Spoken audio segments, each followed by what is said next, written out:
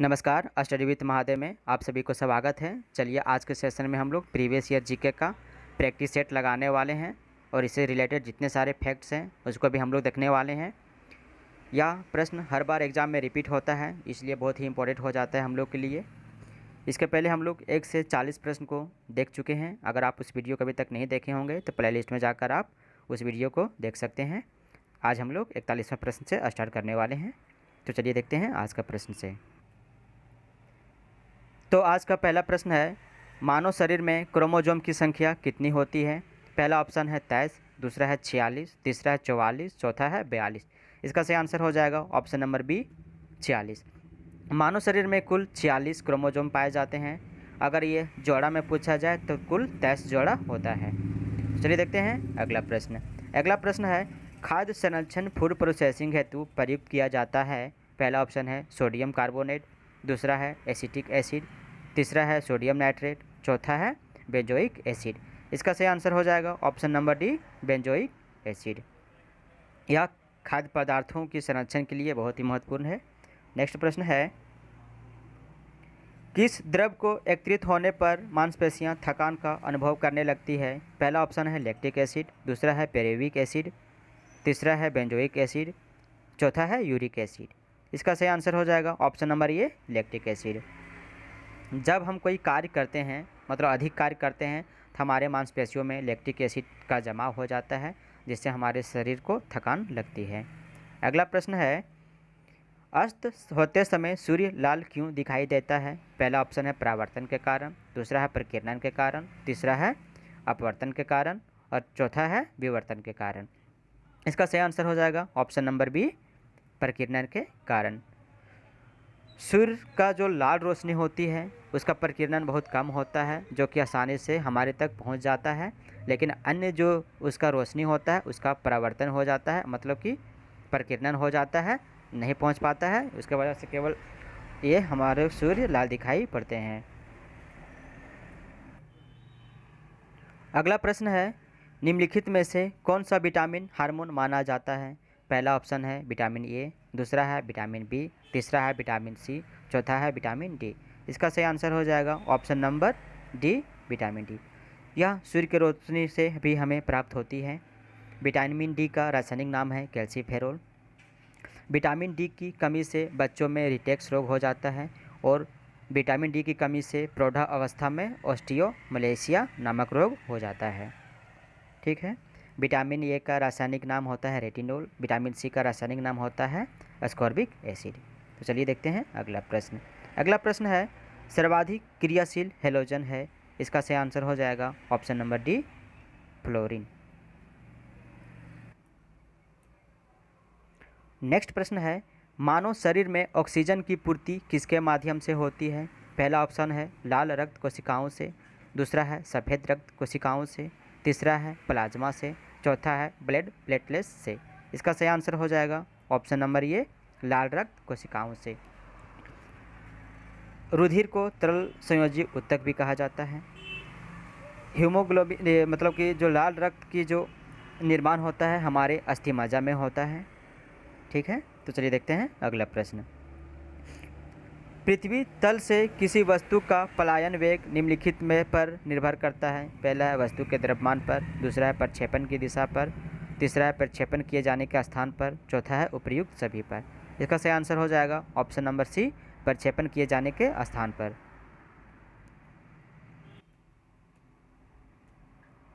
इसका option number सी सही हो जाएगा। चलिए देखते हैं हम लोग अगला प्रश्न। अगला प्रश्न है, जल का वाष्प में परिवर्तन कहलाता है। पहला ऑप्शन है प्राकृतिक, दूसरा है भौतिक, तीसरा है रासायनिक, चौथा है जैविक। इसका सही आंसर हो जाएगा ऑप्शन नंबर बी भौतिक प्रक्रिया। ये भौतिक प्रक्रिया हो जाता है। एग्जाम में पूछा जाता है कि मोमबत्ती का जलना कौन सी प्रक्रिया है? तो यह रासायनिक अभिक्रिया है। ठीक है, और यह भी पूछा जाता है कि पानी का बर्फ बनना कौन सी प्रक्रिया है? तो वह भी भौतिक प्रक्रिया में आएगा। तो चलिए देखते हैं अगला प्रश्न। अगला प्रश्न है, प्राकृतिक रबर का बहुलक है। पहला है एथिलीन, दूसरा ऑप्शन है आइसोप्रीन, तीसरा है एसिटिलीन, चौथा है हेक्सेन। इसका सही आंसर हो जाएगा option number B isoprene. Next प्रश्न है, दुग्ध में मतलब गो दुग्ध में पीलेपन का कारण है। पहला ऑप्शन है लैक्टिक एसिड, दूसरा है पेरेविक एसिड, चौथा है केरोटिन और तीसरा है केरोटिन और चौथा है रिव्यूलोज। इसका सही आंसर हो जाएगा option number C carotene, carotene हो जाएगा। चलिए देखते हैं अगला प्रश्न। डायनेमो का कार्य है, पहला है विद्युत ऊर्जा को आंतरिक ऊर्जा में बदलना, दूसरा है रासायनिक ऊर्जा को विद्युत ऊर्जा में बदलना, तीसरा है आंतरिक ऊर्जा को विद्युत ऊर्जा में बदलना, चौथा है विद्युत ऊर्जा को रासायनिक ऊर्जा में बदलना। इसका सही आंसर हो जाएगा ऑप्शन नंबर सी आंतरिक ऊर्जा को विद्युत ऊर्जा में बदलना। इसका ऑप्शन नंबर सी सही हो जाएगा। ठीक है, अगला प्रश्न है, गंगा का उत्तरी मैदान बिहार के कितने क्षेत्रफल पर विस्तृत है? तो इसका सही आंसर हो जाएगा ऑप्शन नंबर बी हो जाएगा, मतलब 56,980 किलोमीटर स्क्वायर एरिया में फैला हुआ है। ठीक है, नेक्स्ट प्रश्न है, पार्ट्स किस प्रकार की स्थलाकृति को कहते हैं? पहला जलोढ़ क्षेत्र, दूसरा बाढ़ की विशेष स्थलाकृति क्षेत्र, सपाट चौड़ी के पठार, चौथा है लेटेराइट मिट्टी का पठार। इसका सही आंसर हो जाएगा ऑप्शन नंबर सी सपाट चौड़ी के पठार, या इस तरह का होता है, मतलब कि। नेक्स्ट प्रश्न है, उड़ीसा राज्य बिहार से कब पृथक किया गया और नया प्रांत बनाया गया? इसका सही आंसर हो जाएगा option number C, option number C हो जाएगा 1936 ईस्वी को। नेक्स्ट प्रश्न है, बिहार में किसान सभा गठन की औपचारिक घोषणा कब हुई थी? इसका सही आंसर हो जाएगा ऑप्शन नंबर बी 4 मार्च 1928 ईस्वी को, और इसका स्थापना सहजानंद सरस्वती ने किया था। नेक्स्ट प्रश्न है, 1857 के विद्रोह के समय ब्रिटिश के प्रधानमंत्री कौन था?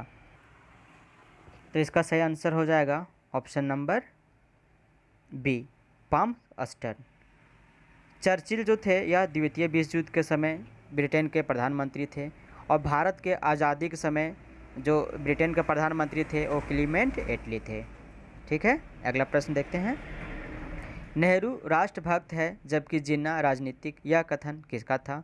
पहला ऑप्शन है सरदार पटेल, दूसरा है मोहम्मद इकबाल, तीसरा है महात्मा गांधी, चौथा है मौलाना आज़ाद। इसका सही आंसर हो जाएगा ऑप्शन नंबर डी मौलाना आज़ाद। यह बात अपने पुस्तक इंडिया विंस फ्रीडम में कहा है। ठीक है, नेक्स्ट प्रश्न है, महात्मा गांधी के रामराज के युगल सिद्धांत कौन थे? पहला है सही साधन व सही लक्ष्य, दूसरा है अस्पृश्यता व मद्य निषेध, तीसरा है खाद्य व चरखा, चौथा है सत्य व अहिंसा। इसका सही आंसर हो जाएगा ऑप्शन नंबर डी सत्य व अहिंसा। अगला प्रश्न देखते हैं, निम्नलिखित में से कौन स्वराज दल से संबंधित नहीं था? पहला ऑप्शन है मोतीलाल नेहरू, दूसरा आयंगर, तीसरा है राजगोपालाचारी, चौथा है विठला भाई पटेल। तो इसका सही आंसर हो जाएगा ऑप्शन नंबर सी राजगोपालाचारी। ठीक है, मोतीलाल नेहरू व चित्तरंजन दास ने 1 जनवरी 1923 ईस्वी को अखिल भारतीय खिलाफत स्वराज पार्टी की स्थापना की थी, और विठल भाई और आयंगर इसके सहयोगी थे। चलिए देखते हैं अगला प्रश्न। बहिष्कृत भारत पत्रिका से संबंधित थे? पहला ऑप्शन है आत्मारंग पांडुरंग, दूसरा है ज्योतिबा फूले, तीसरा है बाल गंगाधर तिलक, चौथा है डॉक्टर बी.आर. अम्बेडकर। इसका सही आंसर हो जाएगा option number D doctor B R. Ambedkar. यह पत्रिका 1927 ईस्वी से प्रारंभ हुआ था, और यह पत्रिका मराठी भाषा में छपता था। ठीक है, और डॉक्टर बी.आर. अम्बेडकर ने 1924 ईस्वी में बहिष्कृत हितकारिणी सभा की स्थापना किया था। नेक्स्ट प्रश्न है, हिंदुस्तान सोशलिस्ट रिपब्लिकन एसोसिएशन की स्थापना की थी? पहला ऑप्शन है वीर सावरकर ने, उधम सिंह ने, तीसरा है भगत सिंह ने, चौथा है चंद्रशेखर आज़ाद ने। इसका सही आंसर हो जाएगा ऑप्शन नंबर सी भगत सिंह ने, और इसका स्थापना 1928 ईस्वी को दिल्ली में हुआ था। चलिए देखते हैं अगला प्रश्न। अगला प्रश्न है, विदेश में प्रथम स्वतंत्र भारतीय सरकार किसने स्थापित किया था? पहला ऑप्शन है बरकत उल्ला, दूसरा है यहाँ पे दूसरा हो जाएगा, यहाँ पे बी हो जाएगा लाला हरदयाल, यहाँ पे सी हो जाएगा राजा महेंद्र पाल सिंह, और यहाँ पे डी हो जाएगा सुभाष चंद्र बोस। इसका सही आंसर हो जाएगा ऑप्शन नंबर सी राजा महेंद्र लाल सिंह ने।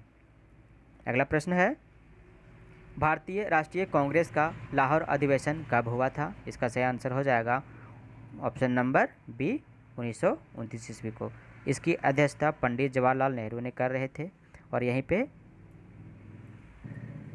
पूर्ण क्या हो गया,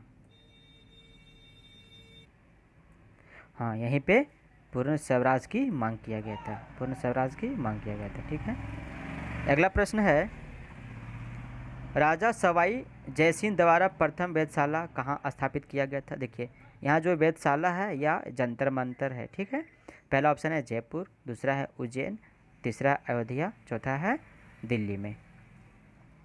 तो इसका सही आंसर हो जाएगा ऑप्शन नंबर डी। देखिए दिल्ली में प्रथम हुआ था, जयपुर में दूसरा हुआ था और उज्जैन में तीसरा हुआ था, मथुरा में चौथा हुआ था और बनारस में पाँचवा हुआ था, बनारस में पाँचवा हुआ था। चलिए देखते हैं अगला प्रश्न। अगला प्रश्न है, निम्नलिखित किस मुगल शासक का मकबरा भारत में नहीं है? पहला है औरंगजेब, दूसरा है जहांगीर, तीसरा है हुमायूं, चौथा है अकबर। तो इसका सही आंसर हो जाएगा ऑप्शन नंबर बी जहांगीर। दो मुगल शासक का मकबरा भारत में नहीं है, पहला है बाबर और दूसरा है जहांगीर। बाबर का मकबरा काबुल में है और जहांगीर का मकबरा लाहौर में है। तो चलिए देखते हैं अगला प्रश्न। अगला प्रश्न है, मोहम्मद गौरी के किस दास ने बंगाल एवं बिहार पर विजय प्राप्त की? इसका सही आंसर हो जाएगा option number C Bakhtiyar Khilji. Next प्रश्न है, चालुक्य वंश का सबसे महान शासक कौन था? पहला है विक्रमादित्य, दूसरा है मंगलदेश, तीसरा है पुलकेशिन द्वितीय, चौथा है पुलकेशिन प्रथम। तो इसका सही आंसर हो जाएगा ऑप्शन नंबर, इसका सही आंसर हो जाएगा ऑप्शन नंबर सी पुलकेशिन द्वितीय। पुलकेशिन द्वितीय का जो कार्यकाल है वह 609 से 642 तक था। अगला प्रश्न है, अष्टप्रधान मंत्रिपरिषद किसके शासनकाल में था? पहला है शिवाजी, दूसरा है कृष्णदेव राय, तीसरा है पेशवा बाजीराव, चौथा है अकबर। तो इसका सही आंसर हो जाएगा ऑप्शन नंबर ये, इसका सही आंसर हो जाएगा ऑप्शन नंबर ये शिवाजी। शिवाजी के शासनकाल में अष्टप्रधान मंत्रिपरिषद था। ठीक है, और कृष्णदेव राय के दरबार में अष्टदिग्गज था, अष्टदिग्गज था। अकबर के शासनकाल में मतलब अकबर के दरबार में नवरत्न था और चंद्रगुप्त विक्रमादित्य के दरबार में भी ये नवरत्न था। तो चलिए देखते हैं अगला प्रश्न। अगला प्रश्न है, इब्न बतूता भारत की यात्रा किस शासक के काल में संपन्न हुई थी? इसका सही, सॉरी थोड़ा सा इसका सिस्टम थोड़ा प्रॉब्लम कर रहा है। इसका सही आंसर हो जाएगा ऑप्शन नंबर बी मोहम्मद बिन तुगलक के शासनकाल में।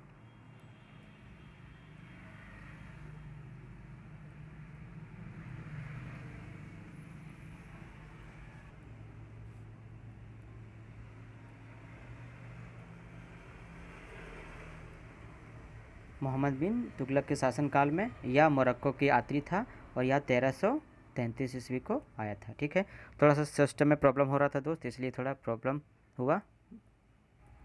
चलिए देखते हैं हम लोग अगला प्रश्न। अगला प्रश्न है, रामानुजाचार्य किससे संबंधित है? पहला है भक्ति से, दूसरा है द्वैतवाद से, तीसरा है विशिष्ट देवतावाद से, चौथा है एकेश्वरवाद से। इसका सही आंसर हो जाएगा ऑप्शन नंबर सी विशिष्ट देवतावाद से। देखिए द्वैतवाद से माधवाचार्य थे। ठीक है, और भक्ति से थे ये प्रेरणता थे ये रामानंद थे, और राजा राम मोहन राय जो थे वह एकेश्वरवाद से संबंधित थे। तो चलिए देखते हैं अगला प्रश्न। अगला प्रश्न है, सल्तनत काल में अधिकांश अमीर एवं सुल्तान किस वर्ग के थे? तो इसका सही आंसर हो जाएगा ऑप्शन नंबर ये तुर्की थे। ठीक है, तो देखते हैं अगला प्रश्न। अगला प्रश्न है, सांची का स्तूप किस शासक ने बनवाया था? पहला ऑप्शन है बिंबिसार, दूसरा है अशोक, तीसरा है हर्षवर्धन, चौथा है पुष्यमित्र ने। तो इसका सही आंसर हो जाएगा ऑप्शन नंबर ये बी, अशोक ने। ठीक है। और जो सांची का जो स्तूप है यह मध्य प्रदेश में है, यह बौद्ध धर्म से संबंधित है। चलिए देखते हैं अगला प्रश्न। कुषाण शासक कनिष्क का राज्याभिषेक किस सन में हुआ था? इसका सही आंसर हो जाएगा ऑप्शन नंबर डी, 78 AD में। नेक्स्ट प्रश्न है, बुद्ध के उपदेश किससे संबंधित है? पहला आत्मा संबंधी विवाद से, दूसरा है ब्रह्मचर्य से, तीसरा है धार्मिक कर्मकांड से, चौथा आचरण की शुद्धता व पवित्रता से। इसका सही आंसर हो जाएगा ऑप्शन नंबर डी, आचरण की शुद्धता व पवित्रता से। चलिए देखते हैं अगला प्रश्न। अगला प्रश्न है, सिंधु सभ्यता के बारे में निम्न में से कौन सा कथन असत्य है? पहला है नगरों की नालियाँ की सुदृढ़ व्यवस्था थी।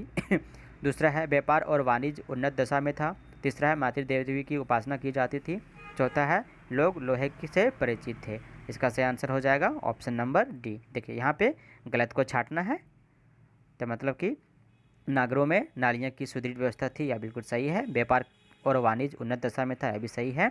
मातृदेवा के ये लोग ये उपासना करते थे, ये भी सही है। चलिए देखते हैं अगला प्रश्न। अगला प्रश्न है, डेटम रेखा क्या है? इसका सही आंसर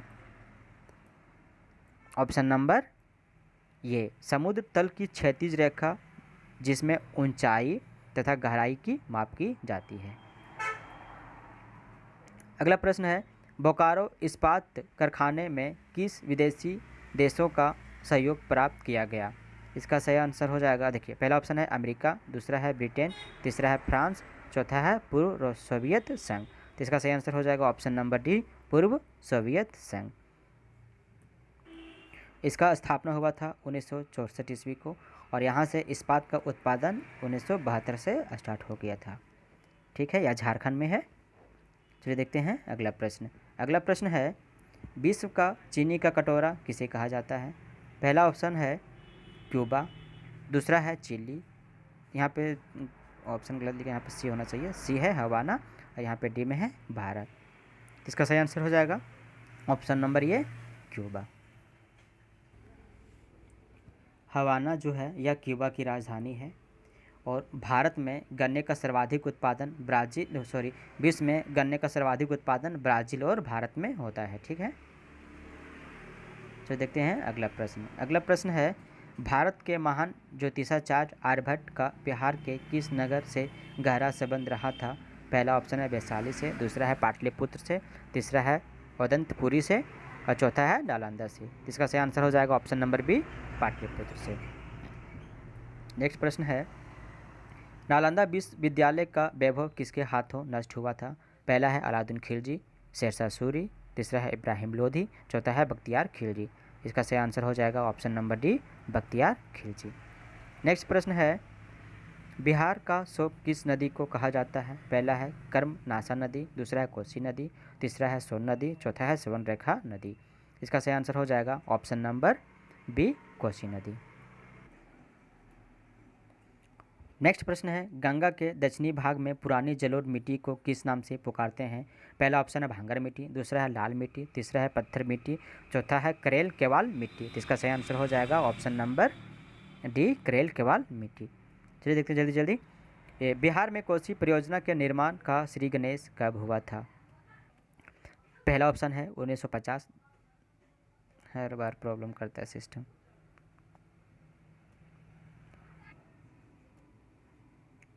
पहला ऑप्शन है 1950, दूसरा है 1948, तीसरा है 1952, चौथा है 1954। इसका सही आंसर हो जाएगा ऑप्शन नंबर डी, 1954 ईस्वी को।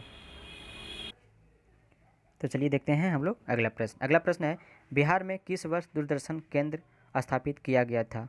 पहला ऑप्शन है 1947, दूसरा है 1956, तीसरा है 1948, चौथा है 1983। इसका सही आंसर हो जाएगा ऑप्शन नंबर सी, 1978 ईस्वी को। ठीक है, चलिए देखते हैं अगला प्रश्न। अगला प्रश्न है, जयदेव द्वारा लिखित ग्रंथ है। पहला है पद्मावत, दूसरा है गीत गोविंद, तीसरा है नीति शतक, चौथा है लीलावती। इसका सही आंसर हो जाएगा option number B, option number B हो जाएगा गीत गोविंद। ठीक है, पद्मावत मलिक मोहम्मद जैसी का है, नीति शतक यह है भृतहरि का है और लीलावती का है भास्कराचार्य। तो चलिए देखते हैं अगला प्रश्न। अगला प्रश्न है सालारगंज म्यूजियम कहाँ स्थित है? पहला है पटना में, दूसरा है हैदराबाद में, तीसरा है नई दिल्ली में, चौथा है लखनऊ में। तो इसका सही आंसर हो जाएगा ऑप्शन नंबर बी, हैदराबाद में। नेक्स्ट प्रश्न है भारत द्वारा विकसित मानव रहित विमान है? इसका सही आंसर हो जाएगा option number option number C. अरे यहाँ पे ए बी सी डी, यहाँ पे ना हो जाएगा। नेक्स्ट प्रश्न है हिंदी साहित्य में सुकुमार कवि के नाम से जाना जाता है? इसका सही आंसर हो जाएगा ऑप्शन नंबर सी, सुमित्रा नंदन पंत। अगला प्रश्न है निम्नलिखित में से किस पात्र की रचना विलियम शेक्सपियर ने नहीं की थी? यहाँ पे देखिए छाटना है जो नहीं की थी। इसका सही आंसर हो जाएगा ऑप्शन नंबर डी, मीका बार्ट। नेक्स्ट प्रश्न है ग्रैंड स्लैम जीतने वाली पहली भारतीय महिला खिलाड़ी कौन है? इसका सही आंसर हो जाएगा option number C, Sania Mirza. अगला प्रश्न है तमसो माँ ज्योतिर्गम्य यह पंक्ति कहाँ से ली गई है? इसका सही आंसर हो जाएगा option number B, Brihadaranyaka Upanishad से। नेक्स्ट प्रश्न है बगलाहार हाइडल परियोजना जो हाल ही में खबरों में थी किस नदी पर बनाई गई है? इसका सही आंसर हो जाएगा ऑप्शन नंबर डी, चिनाब नदी पर। नेक्स्ट प्रश्न है निम्नलिखित में से स्मॉल इज ब्यूटीफुल पुस्तक के लेखक कौन है? इसका सही आंसर हो जाएगा ऑप्शन नंबर ए एफ सुमार। ठीक है, ए एफ सुमार। अगला प्रश्न है कितने पाकिस्तान नामक पुस्तक किसकी रचना है?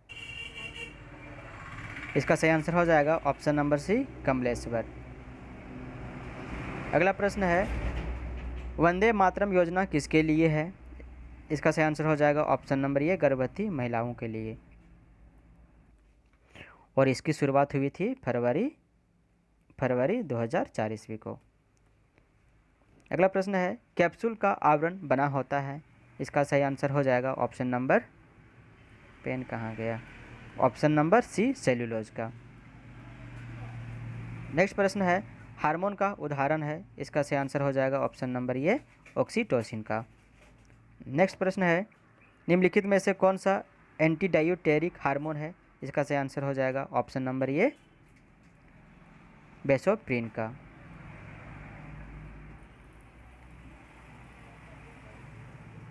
नेक्स्ट प्रश्न है न्यूक्लियस की खोज सर्वप्रथम किसने की थी? इसका सही आंसर हो जाएगा ऑप्शन नंबर डी, ब्रोन ने।